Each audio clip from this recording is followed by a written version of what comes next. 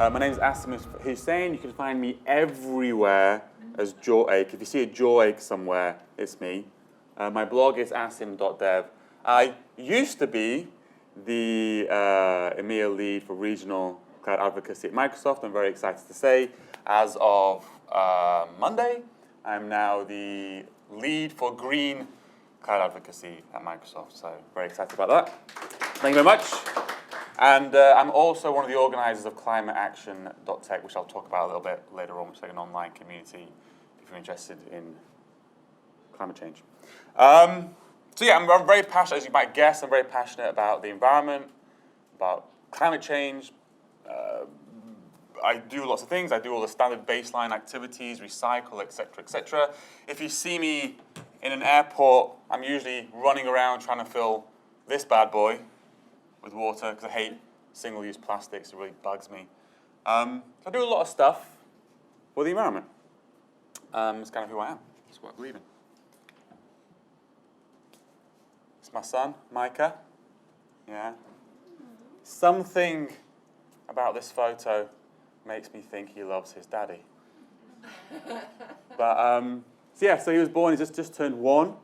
I was given some really great advice when he was first born by a friend of mine that said, Asim, take the nappy changes. All right? My wife was breastfeeding. He said that she's going to have that beautiful one-on-one time with your son. The rest of the time he's going to be passed around like a football amongst the family. Take the nappy changes, because that'll be just you and your son one-on-one time. And I was like, yeah, I'll do that. Fine. Told my wife, more than happy. Right? Then like a couple of days later, she goes, oh, by the way, I've decided we're going to use cloth nappies. Not disposable nappies, cloth nappies.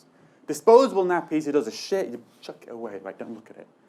Cloth nappy, you need to deal with shit, right? And okay, cloth nappies, if you've never used them before, they are a lot more advanced than what you might imagine in your head. It's not just a piece of cloth you wrap around. They're a lot more structured these days with kind of bamboo inserts and stuff. But the key thing is, you need to deal with shit, right? And he shits 8 times a day, right? You just deal with a lot of shit, a lot of shit. I got very, very used to dealing with shit, right? Covered in it all the time. I'd be on conference calls and people would say to me, Asim, what's that on your face? And I'd be like, don't worry about it, it's just shit. That's what I do. That's what I do for the environment. I'm happy to deal with shit 8 times a day. That's what I do. I'm quite happy to do it. But then I had an epiphany, because I realized I was willing to deal with that 8 times a day, to be covered in shit 8 times a day. I was willing to do that for the environment. And yet not once, I could not remember what single time in my career, in a single Scrum meeting, in a single architectural meeting, me ever putting my hand up and saying, actually, what's the greener option? What is it? What does it even look like? I'd argue incessantly over the smallest technical issues, but I'd never ask about the big ones, the things that are most important to me. And that's been my journey over the last, I'd say, year or so, is figuring out what does really green mean for us in the technology space. And I also have been leading developer relations at Microsoft, so it's also what does green mean in terms of developer relations. And so I'm going to kind of talk to you about this today. But first off, we need to talk about kind of why now. I need to kind of normalize in terms of certain terminology when we talk about green, just to make sure everybody's on the same page. So, carbon dioxide. Carbon dioxide is a greenhouse gas. It gets pumped into the atmosphere. It acts as a blanket. All greenhouse gases act as a blanket on the Earth, and it traps heat and kind of stops it from escaping. Okay? There's lots of different types of greenhouse gases out there. Carbon dioxide is the most common, but there are other ones, for instance, methane. Methane has kind of 30 to 80 times the greenhouse gas effect of carbon dioxide. But it gets really confusing thinking about all these different gases. So what we do is we normalize it all into carbon. So what we do is when we say 1 ton of methane, we normalize into 30 tons of carbon. What we call this carbon dioxide equivalent, right? And that's when we talk about how do we reduce our carbon, what do we do to reduce it. This is what we're talking about, carbon dioxide equivalent. Another really important thing is this number, 2 degrees, or 1.5 degrees. So in 2016, 186 states, I'm going to always get that number wrong, signed an agreement in Paris, called the Paris Climate Agreement, which they agreed to try and keep the temperature increase to below 2 degrees C, ideally 1.5. I remember seeing that originally thinking, what the hell? 2 degrees is nothing. Why do we care about 2 degrees? Can you even tell a 2-degree change? Could you tell that yourself? Could you detect it? Probably not. I don't think I could. Why is that number so important? And there's lots of kind of interesting studies out there. I think one really good website to find a lot of information about this is something called Carbon Brief. It has lots and lots of different slides, lots of different pages. This is one of the ones I think that's most interesting. And it's the proportion of species that are losing 50% of their climatic range for different temperature increases. When you get hot or cold, you just take your clothes on and off. Animals and plants can't do that. They just die, right? So a 1.5 degree change, a 1.5 degree increase, and this is the increase from pre-industrial times. We've already reached 1 degree. So this is the headroom on top of that.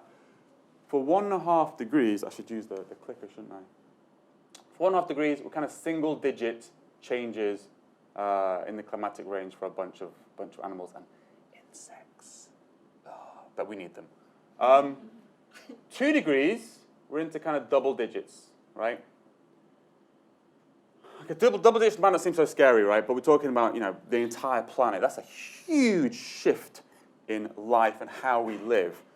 4.5 degrees, I mean, look at it. It's like 67, 66, 2/3. 4.5 degrees is a significant change. Okay, there's a study by the World Bank which talks about how 4-degree change, they don't consider it they're not certain that's adaptable to. Like, we might not even be able to survive beyond a 4-degree change. The UN recently released a report that we're much more on track for 3.2 by the end of 2100, right? And that's the key thing. That's why everybody's getting annoyed. That's why we're getting really angry. That's why we're gluing ourselves to buses. That's why we're doing all this stuff, because no one's paying attention. This stuff is real, and we're not remotely on track. We're not even close to being on track. In order to even get on track right now, we need to start reducing our carbon pollution that we're releasing today. We're still increasing year by year. We're still increasing year by year, right? So we haven't even reached peak pollution and started to go down, right? That's where we're at right now. But depressing, but you all in this room are unique. Most people in this world who want to have a positive impact in this space can only really make decisions that affect them. You all in this room are influencers in your communities. You can make decisions and influence people many more than just yourself, right? You can have an outsized impact in the solution. What can you do in terms of developer relations? There's a lot you can do, but I've only got a very little amount of time, so I want to talk about 3 things. Travel, events, and using your influence. Okay, talk about travel. Air travel is 2% of global carbon. And you probably think, there's that number 2 again, Asim. Who gives a shit about 2? Why is it like 2? It's like, Asim, give me a real number. Give me something that I can really get my teeth sunk into, something I can really solve, right? And this is one of the big myths you need to kind of get over in your mind, is that 2% is a big number, right? When you look at kind of how all this stuff is broken out amongst all the different industries, 1/4 of the carbon is created from electricity and heat, 1/4 from agriculture, so like creating our food. Most of that is actually animal farming. Buildings, industry, other energy, transportation is 14%. That's all of it.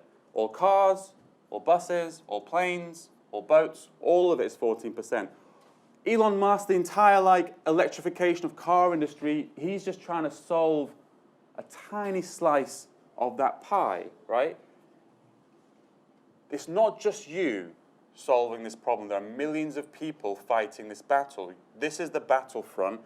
The 2% is a battle worth fighting, and it's very much worth fighting for us, especially in this industry, because 15% of people take 70% of the flights.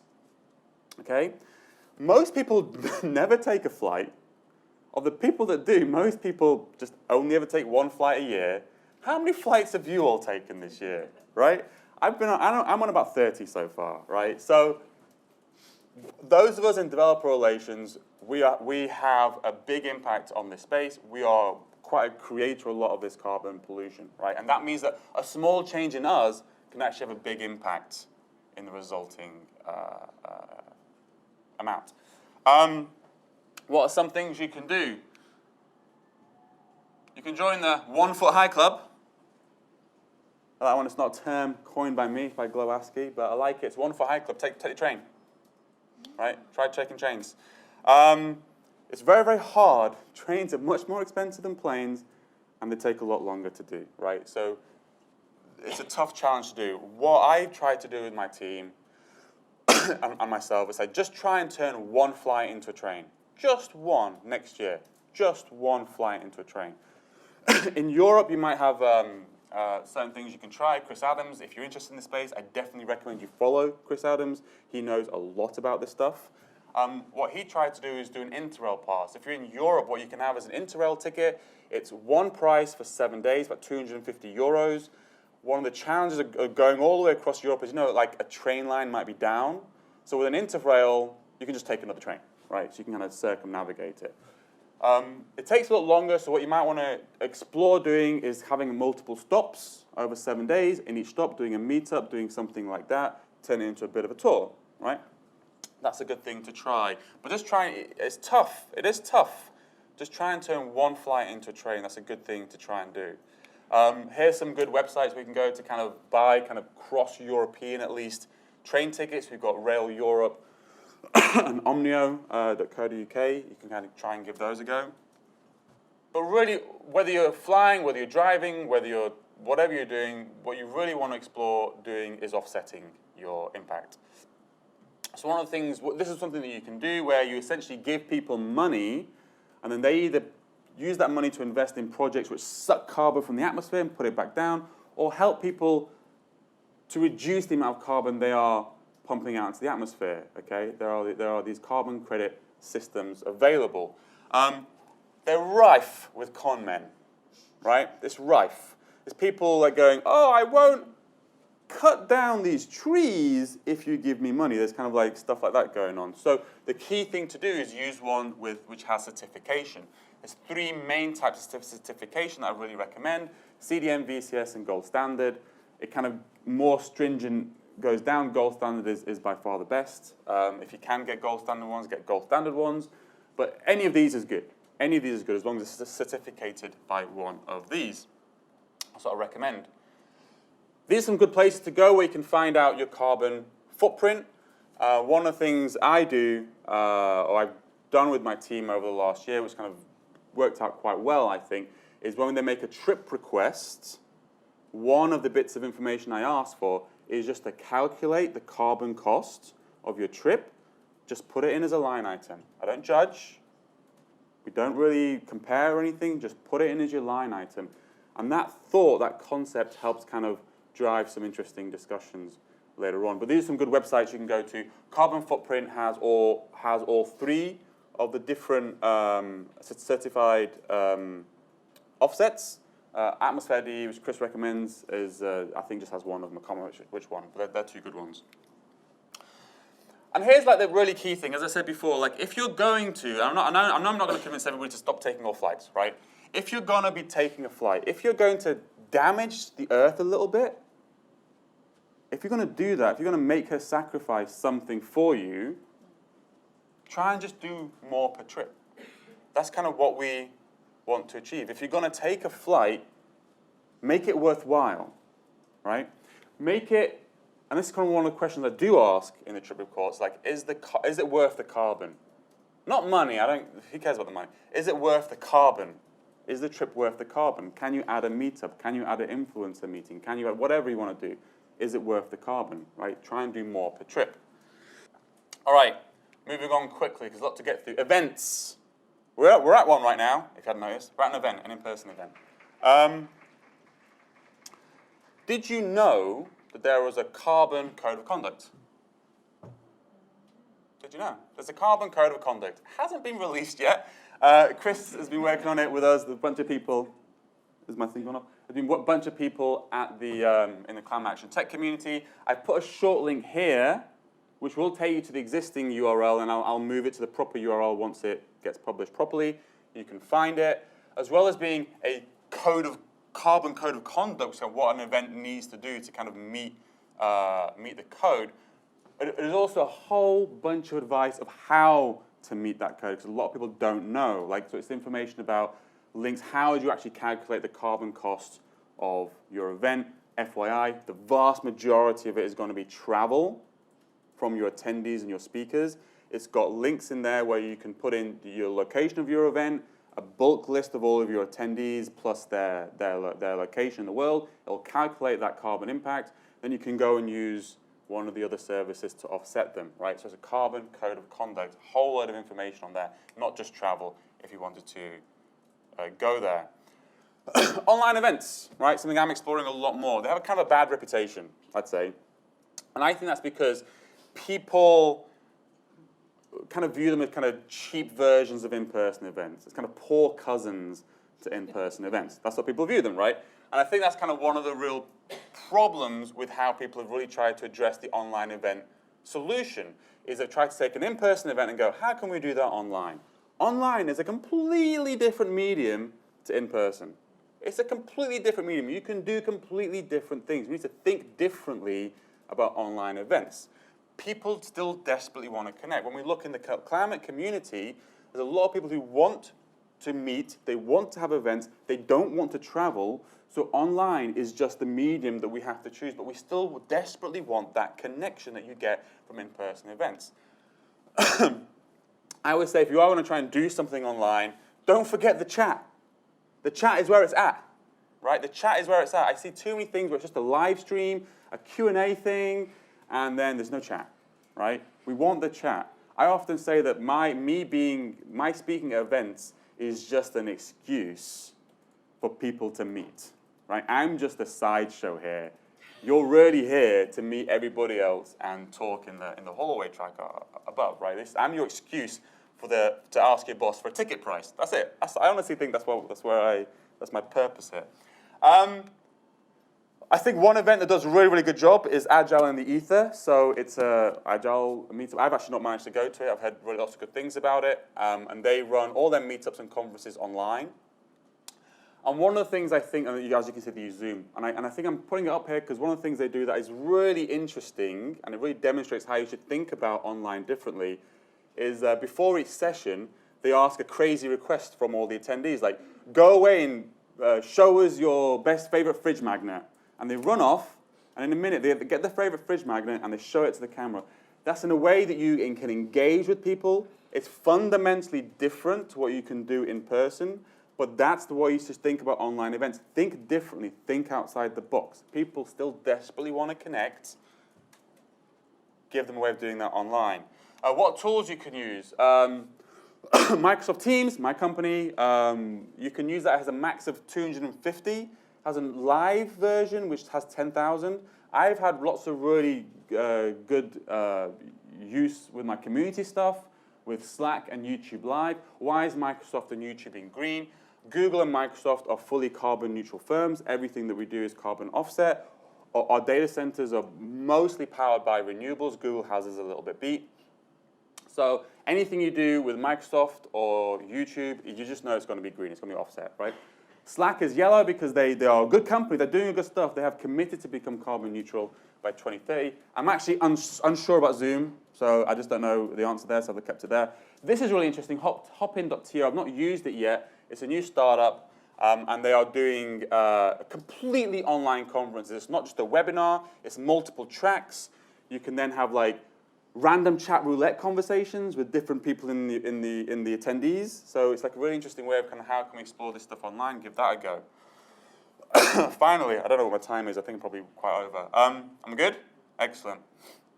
The final thing I'd say is that, well, not the final thing. I have a saying which is called use your influence for good. I have a saying that's don't use your influence for good, abuse your influence for good.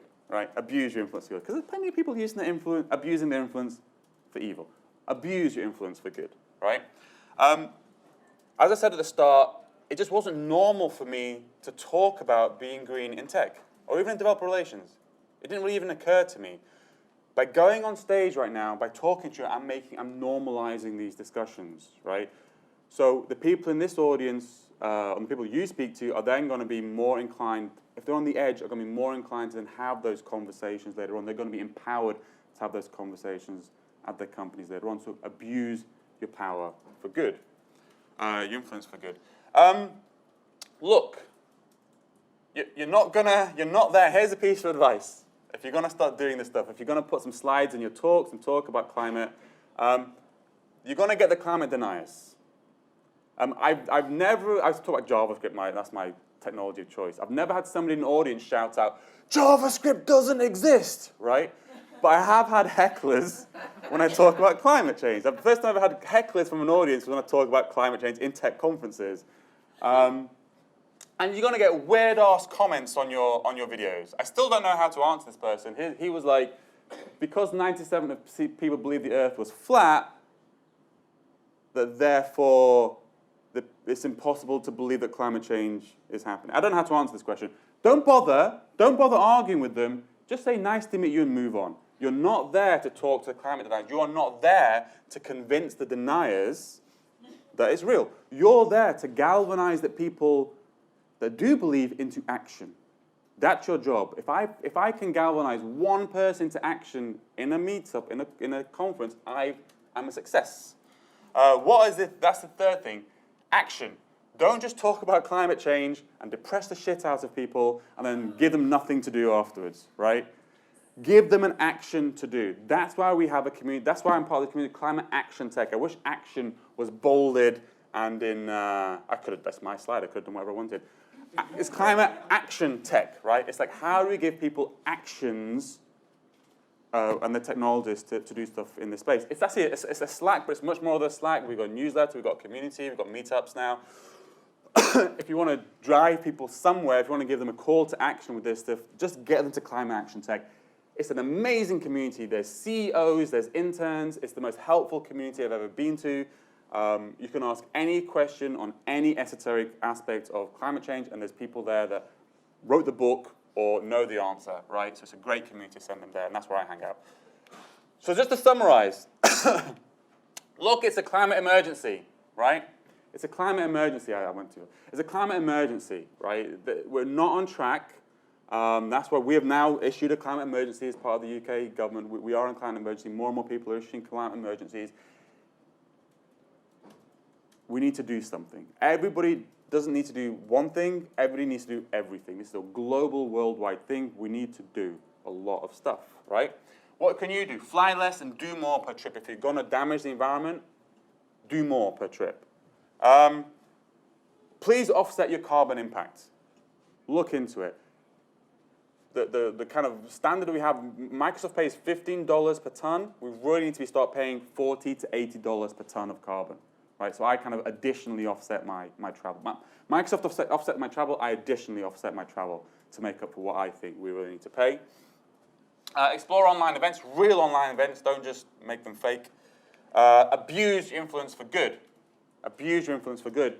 And send people to Climate Action Tech. That's your action that you're going to send when you do that. If you need slides to put in your talks, come speak to me. A couple of slides for every single talk is all you really need. Now, before I leave you today, I'm just going to tell you a little story. So yes, I used to work at the European Space Agency when I first started my career. I actually worked in the Mission Control Center in Germany, literally launching rockets, right? And this is kind of like a standard chemical rocket. Like you just basically light a fuse at the bottom, jet fumes out. It's like a chemical reaction. Large amounts of power, really short length, but it can like drive tons of material into space. Right? It's really, really powerful stuff. But when I was at ESA, a friend of mine was actually working on a satellite with one of these. It's called an ion drive. With an ion drive, what you do is you basically strip electrons from atoms, turns them into ions, and you shoot them out the back at 90,000 miles an hour. And it kind of just looks like this. It just looks like a light at the end of the day. On the back of a thing, just looks like something like this. And the difference with them and a normal rocket is that an ion drive uses a really, really small amount of reaction mass.